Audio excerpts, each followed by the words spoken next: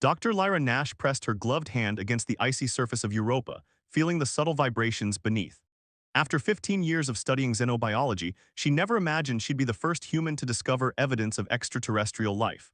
The faint blue glow emanating from beneath the ice sheet had caught her attention during a routine survey, and now her heart raced with anticipation. Mission Control, this is Nash. I'm picking up unusual energy signatures about 20 meters below the surface. Permission to deploy the thermal drill, she waited, counting her breaths in the pressurized suit as static crackled through her comms. Permission granted, Dr. Nash. Remember Protocol 7-3, no direct contact with unknown substances. Director Harrison's voice carried its usual mix of caution and curiosity. Lyra smiled to herself as she activated the drill. Protocol 7-3 had been written after the Mars incident of 2042, when an overeager researcher had exposed himself to what turned out to be highly reactive bacterial spores. She had no intention of making the same mistake. The drill hummed to life, its heated tip melting through Europa's icy crust with precise efficiency. Lyra monitored the readings on her helmet display, watching as the electromagnetic anomalies grew stronger with each meter of descent. Something about the pattern seemed almost deliberate. Dr. Nash, her research partner, Dr. Marcus Reed, called over the comms. I'm picking up some unusual crystalline formations in the melt channel. They appear to be growing. Lyra switched her display to the drill's camera feed. Delicate, geometric patterns were indeed forming along the walls of the freshly melted tunnel. They resembled snowflakes but moved with purpose, spreading and connecting like a living circuit board. Marcus, are you seeing this? The crystals are organizing themselves into complex patterns. This can't be natural formation. Her voice trembled with excitement as she documented the phenomenon. Agreed. Wait, Lyra, there's something large about 5 meters ahead. The scanner's having trouble getting a clear reading, but it appears to be metallic. The drill suddenly stopped, having reached its target depth. Lyra lowered herself into the shaft using her suit's built-in propulsion system. The crystal patterns pulsed with a soft blue light that seemed to respond to her presence, brightening as she descended. At the bottom of the shaft, partially embedded in the ice, sat an object that defied explanation. It was roughly spherical, about 2 meters in diameter, with a surface covered in intricate geometric patterns that matched the crystalline growths around it. Marcus, are you getting this? Lyra activated her suit's external lights, illuminating the object from different angles. It's clearly artificial. The patterns, the material composition, this has to be of intelligent origin. Lyra, be careful. The energy readings are spiking. Marcus's warning came just as she noticed the object beginning to pulse with an internal light. She reached out with her scanner, keeping a safe distance as per protocol. But before she could take any readings, the surface of the sphere shifted, segments rotating and realigning like a massive puzzle box. It's activating. Marcus, do you copy? The artifact is. Her words cut off as a brilliant beam of light erupted from the sphere, enveloping her in a cocoon of blue-white energy. In that moment, Lyra's world exploded with information. Images, symbols, and concepts flooded her mind, a star map, a warning, coordinates, and something else, a presence. The presence resolved itself into a clear thought: we have waited long for someone to find us. When the light faded, Lyra found herself on her knees, her suit's systems rebooting.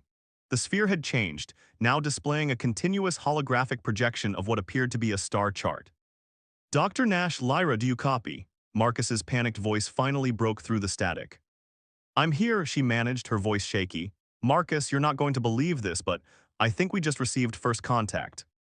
The next 48 hours passed in a blur of debriefings, medical examinations, and endless questions from various government agencies. Lyra sat in the Europa Station's conference room, trying to make sense of the images still swirling in her mind while explaining the event for what felt like the 100th time. And you're certain the artifact communicated directly with you? Director Harrison leaned forward, his weathered face creased with concern.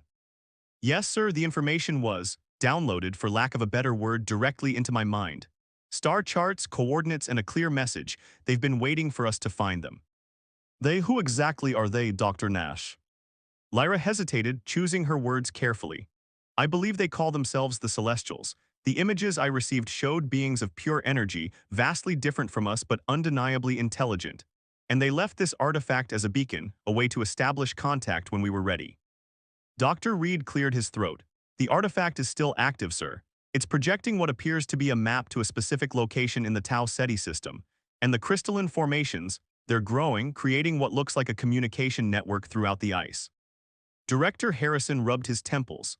The Security Council is breathing down my neck. Half of them want to destroy the artifact immediately, the other half want to weaponize it. Dr. Nash, you're our leading xenobiologist. What do you recommend? Lyra stood, projecting the holographic data from her tablet. Sir, this isn't a weapon or a threat, it's an invitation. The Celestials are offering us a chance to join something greater than ourselves, but they're letting us choose when and how to respond. And the information in your head. The Security Council is concerned about potential security risks. I understand their concerns, but this knowledge, it's not just technical data. It's their history, their culture, their way of seeing the universe. They want to share it with us to help us grow. Lyra's voice carried a conviction that surprised even her. Before Harrison could respond, alarms blared throughout the station. Dr. Reed's tablet lit up with urgent notifications. Sir, the artifact, it's responding to something. The energy signatures are off the charts. Lyra rushed to the observation window, her heart pounding. In the ice below, the crystalline network pulsed with intense light, forming patterns that stretched for kilometers in every direction. They're coming, she whispered, both thrilled and terrified by the certainty of her words. The Celestials, they're sending an ambassador. As if in response to her words, a new light appeared in Europa's sky, a shooting star that moved against the natural orbit of Jupiter's moons.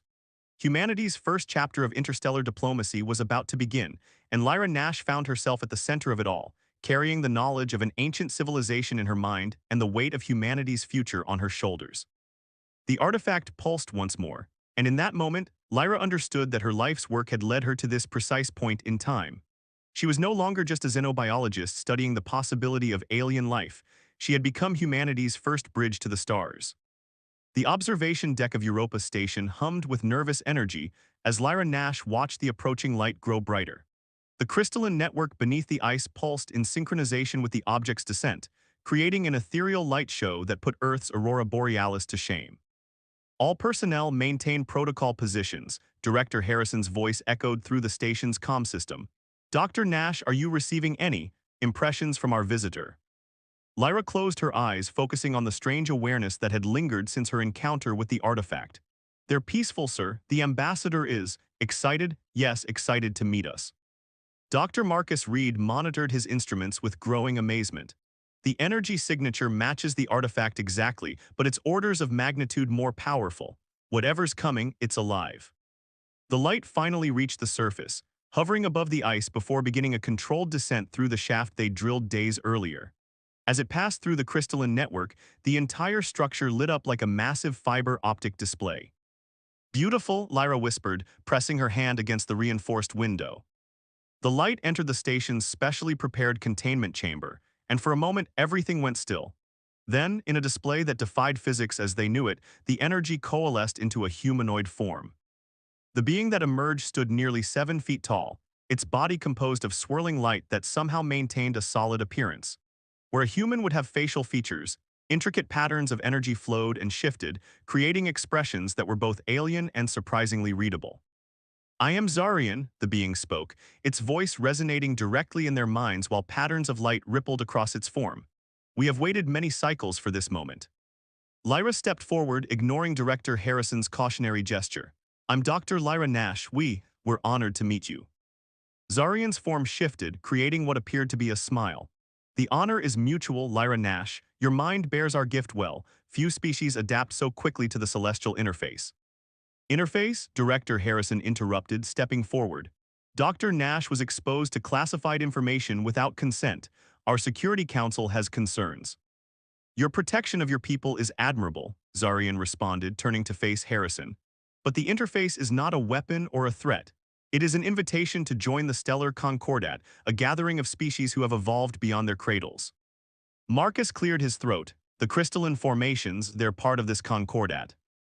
They are the network, Zarian explained, gesturing to the glowing patterns visible through the window. A living communication system that spans galaxies. Through it, all member species share knowledge, culture, and understanding. Before anyone could respond, alarms blared through the station. Harrison's communicator crackled to life with urgent messages.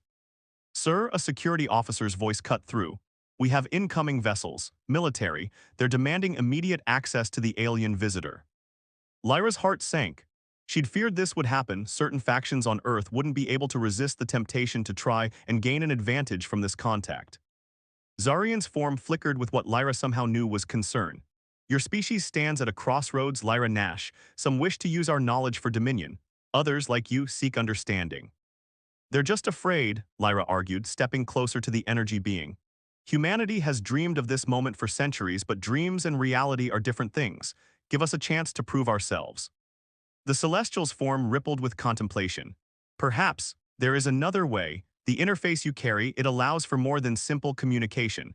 Would you be willing to demonstrate the true potential of our people's cooperation? Before Lyra could answer, the station shook with the sound of docking clamps engaging. Heavy boots echoed through the corridors, military forces approaching. Dr. Nash, Zarian's mental voice carried urgency now. Take my hand, let us show them the dance of understanding. Without hesitation, Lyra reached out. The moment their hands touched, energy coursed through her body. The crystalline network below exploded with light, and suddenly she was more than herself.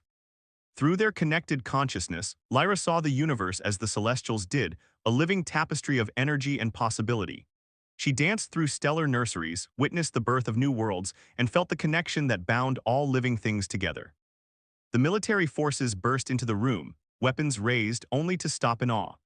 Lyra and Zarian hovered several feet off the ground, their combined energy creating patterns of light that told the story of both their species' evolution, their struggles, their hopes, and their potential future together. This, Zarian's voice echoed in all their minds, is what we offer. Not weapons or power, but understanding. The chance to become more than you are while remaining true to who you've always been. When the display ended, Lyra found herself back on solid ground, forever changed. The military commander stepped forward, lowering his weapon.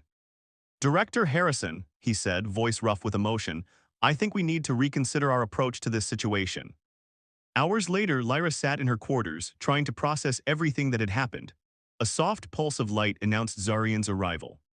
Your people are adapting more quickly than expected, the Celestial observed. The dance we shared has sparked much discussion among your leaders. Will it be enough, Lyra asked, looking up at the being of light, to convince them we should join the Concordat? That is not for us to decide, the choice must be theirs. Zarian's form shifted thoughtfully. But you, Lyra Nash, have already begun walking the path of understanding. The interface within you grows stronger. Soon you will be able to access the network at will. And what then? What happens to humanity if we accept your invitation? Then the real work begins. The universe holds wonders beyond imagination, but it also harbors dangers. The Concordat exists not just to share knowledge, but to protect and preserve life in all its forms. Zarian's form dimmed slightly. There are forces in the cosmos that would extinguish the light of consciousness, forces that even now move in the darkness between stars. Lyra felt a chill run down her spine. You're not just here for peaceful contact, are you? You're warning us. All will be revealed in time. For now, rest. Tomorrow we begin teaching your people how to access the network. The dance of understanding has only just begun. As Zarian departed, Lyra looked out at the crystalline formations glowing beneath Europa's ice. She could feel them now, pulsing with information and possibility. Humanity's first steps into a larger universe had been taken, but she couldn't shake the feeling that they were racing against time.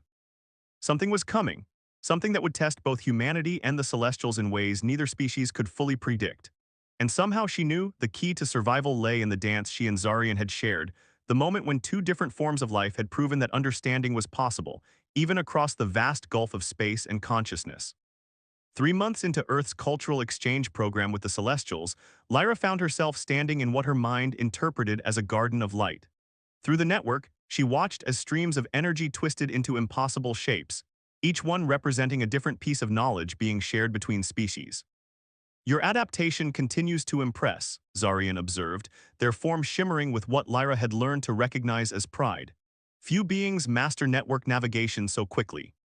I still feel like I'm stumbling through the basics, Lyra admitted, watching as Dr. Marcus Reed attempted to interface with a particularly complex data stream nearby. His projected consciousness flickered uncertainly as he tried to process the alien concepts. Patience, Marcus, she called out. Remember what we learned, don't try to translate everything directly. Let your mind find its own way to understand. Back at Europa Station, their physical bodies sat in meditation pods while their consciousness explored the network. Director Harrison had finally agreed to allow broader access to the technology, though under strict supervision. Suddenly, a discordant pulse rippled through the network, causing both humans to flinch. Zarian's form tensed, patterns of light racing across their surface in what Lyra now recognized as alarm. "What was that?" Marcus asked, his projected form stabilizing. "An echo," Zarian answered, their mental voice tight with concern. "Something stirs in the void between networks, something that should not be." Before Lyra could ask for clarification, another pulse hit stronger this time. Images flashed through her mind, vast ships of twisted metal, worlds going dark, and countless species crying out in terror before falling silent. "We need to return," Zarian commanded, their usual serenity replaced by urgent purpose. "Now." Lyra opened her eyes in her physical body, head spinning from the abrupt disconnection. Across the room, Marcus was already climbing out of his pod looking pale. "What did we just see?" he demanded, helping Lyra to her feet as Zarian's energy form materialized between them. "A warning," the Celestial replied. "One that the Concordat has dreaded for millennia. The Voidborn have awakened." Director Harrison burst into the room, tablet in hand. "We're picking up massive energy disturbances throughout the network.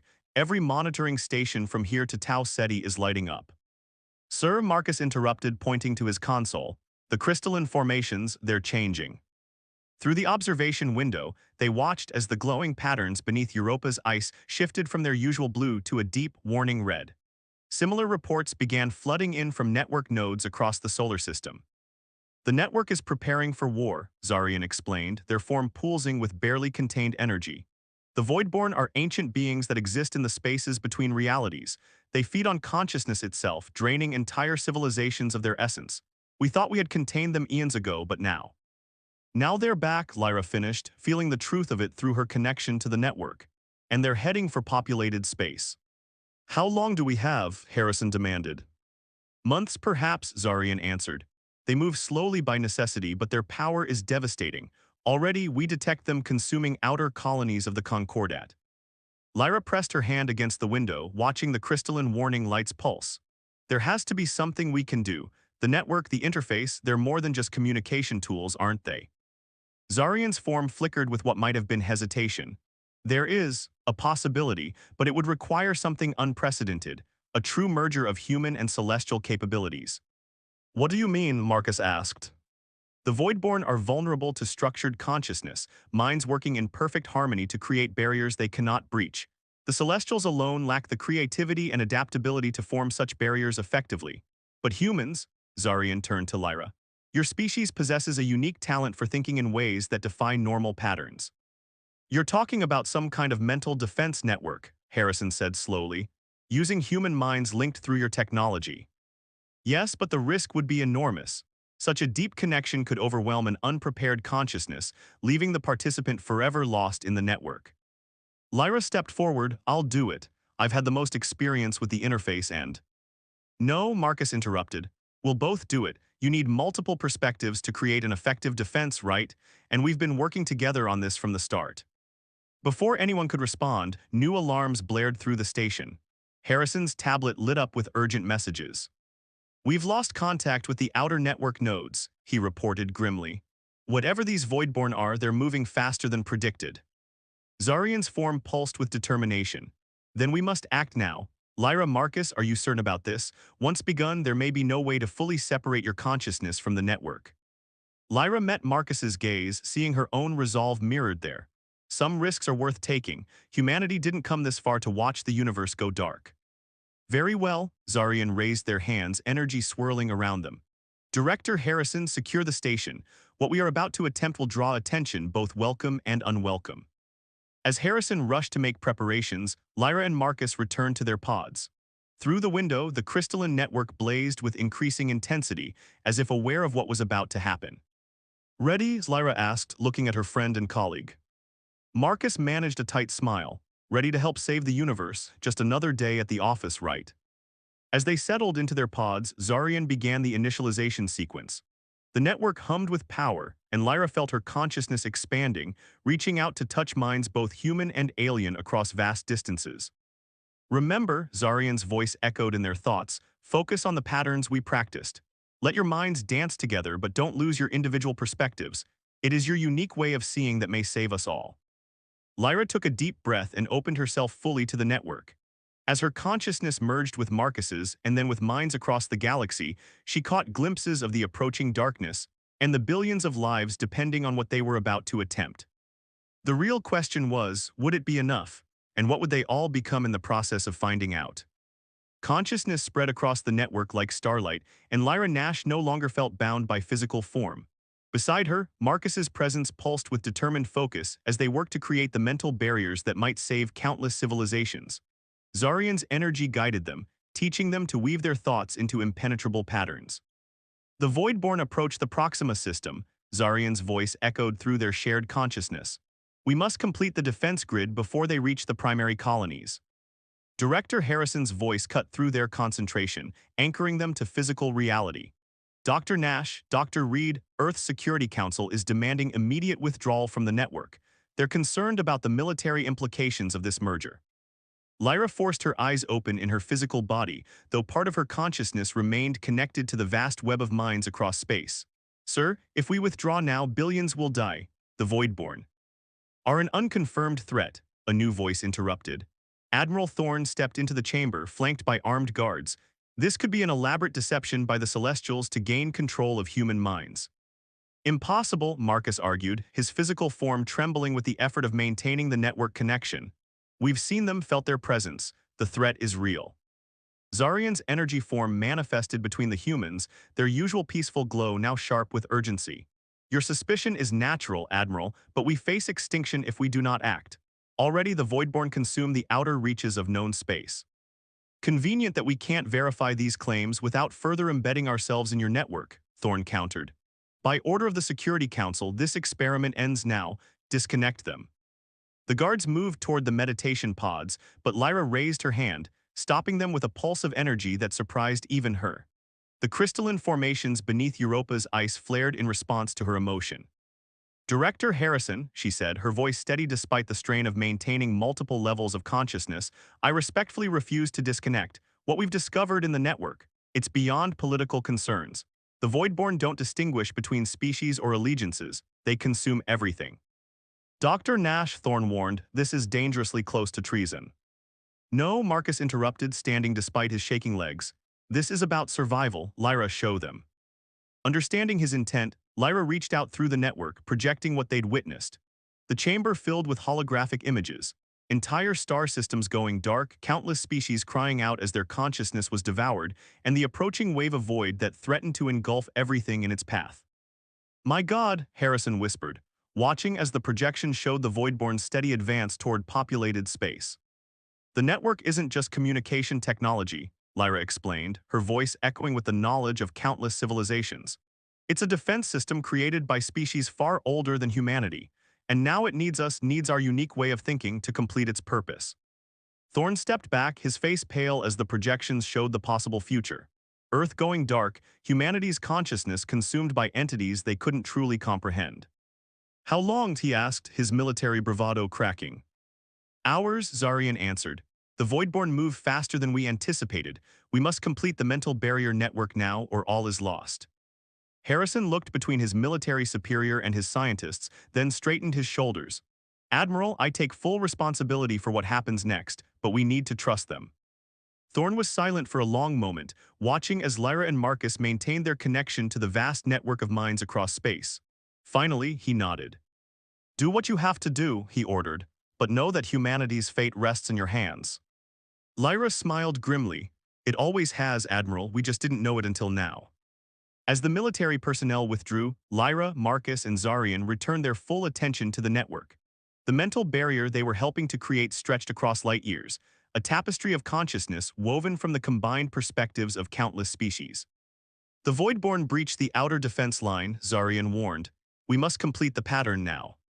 Lyra reached out, her mind touching Marcus's, then expanding to encompass the thoughts and experiences of beings she could never have imagined before this moment. Together, they wove their understanding of reality into something new, a barrier that existed not in physical space, but in the realm of consciousness itself. It's not enough, Marcus gasped, his presence in the network flickering with strain. We need something more. Lyra felt it too, the pattern was strong but incomplete. The Voidborn would find ways through, gaps in their combined understanding that could prove fatal. Then, through their shared connection, she understood what they were missing. We've been thinking like individuals, she realized. Even connected, we're still trying to maintain separate perspectives, but what if? Lyra, Zarian warned, sensing her intent. What you're suggesting has never been attempted, the merging of consciousness on such a scale. Could create exactly what we need, she finished. Not just a barrier, but a new form of consciousness itself, something the Voidborn can't consume because it exists in a way they can't comprehend. Marcus's presence pulsed with understanding. A collective consciousness that maintains individual perspectives while transcending them. Like, like a symphony where every instrument is distinct but creates something greater than its parts. It would mean changing ourselves forever, Zarian cautioned, becoming something neither human nor celestial. Through the network, they felt the Voidborn draw closer, their hunger an approaching void that threatened to devour everything in its path. We don't have a choice, Lyra decided. Everyone who's willing, human, celestial, every species connected to the network, we need to take this leap together. As if in response to her words, the crystalline formations beneath Europa's ice began to pulse with new patterns, spreading the call across space. Throughout the network, minds both alien and familiar responded, joining together in a desperate gamble to save all consciousness from extinction. The transformation had begun, and there would be no turning back. The universe held its breath as consciousness evolved. In the observation chamber of Europa Station, Director Harrison and Admiral Thorne watched in awe as Lyra, Marcus, and Zarian's physical forms began to glow with inner light. The crystalline network beneath the ice erupted in patterns never before seen, spreading across the moon's surface like a web of living stars. Through the network, Lyra felt herself expanding, merging with Marcus's steady presence and Zarian's ancient wisdom. But they weren't alone. Billions of minds across space joined them, each contributing their unique perspective to the emerging collective consciousness. The Voidborn approached the inner defense line, someone thought spoke, the distinction between communication methods becoming meaningless as their consciousness evolved. Lyra/Marcus/Zarian all reached out, their combined awareness touching the edge of the void. The hungry darkness recoiled, encountering something it had never faced before, a form of consciousness that existed simultaneously as individuals and as a unified whole. You cannot consume us, the collective consciousness declared. We are both wave and particle, one in many, a paradox you cannot resolve. The Voidborn surged forward, their ancient hunger driving them to attempt to devour this new form of awareness. But where they struck, they found only reflections of themselves, an infinite regression of perspectives that their simple hunger could not penetrate. In the physical world, Admiral Thorne gripped the edge of his console. The void, it's retreating, whatever they're doing, it's working. Director Harrison nodded, watching as the crystalline network's light spread across space, visible now from Earth as a new constellation of consciousness.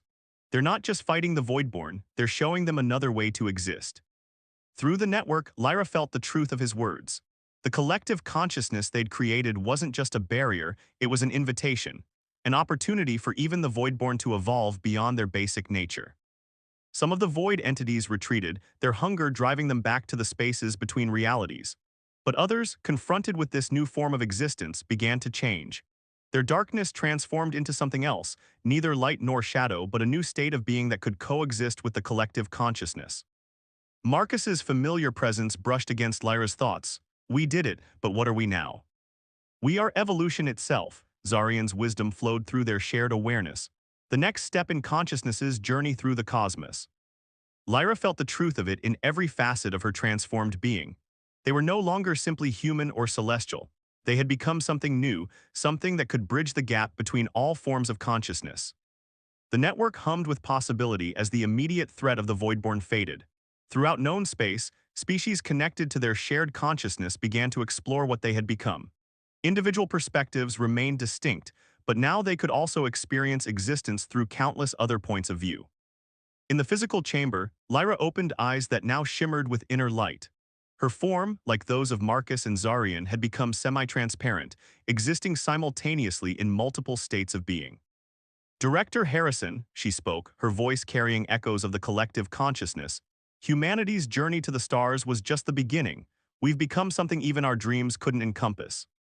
Admiral Thorne stepped forward, his earlier suspicion replaced by wonder. What happens now? What do we tell Earth?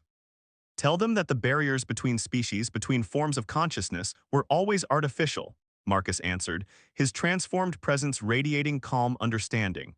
We've found a way to maintain our individuality while experiencing true unity. The Starlight Protocol, Harrison mused, looking at the shimmering forms before him. That's what we'll call this transformation, a protocol for evolving consciousness itself.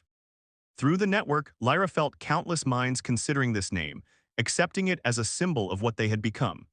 The crystalline patterns beneath Europa's ice shifted again, forming new configurations that reflected their evolved state of being. And the Voidborn, Thorn asked, those that didn't transform. They will return to the spaces between, Zarian explained, their energy form now perfectly merged with their human colleagues. But they are no longer an extinction-level threat. We have shown them that consumption is not the only path to existence. Lyra reached out, touching the network that now existed as an extension of their collective self. Across space, she felt other transformed beings doing the same, exploring the possibilities of their new existence. This isn't an ending, she realized, sharing the thought with all connected consciousness. It's a beginning. We've opened a door that can never be closed, a door to infinite potential. The crystalline network pulsed in agreement, its light reaching across the solar system and beyond. In that moment, Lyra Nash, once a xenobiologist seeking evidence of alien life, understood that they had become something even the most advanced species had only dreamed of. They were the bridge between all forms of consciousness, the proof that evolution had no final form, only endless possibilities for growth and transformation. Through their shared awareness, they would explore not just space, but the very nature of existence itself. The Starlight Protocol had transformed them, and through them, it would transform the universe. One consciousness at a time, until the boundaries between species became nothing more than beautiful memories of how far they had come. In the eternal dance of existence, they had found their rhythm at last.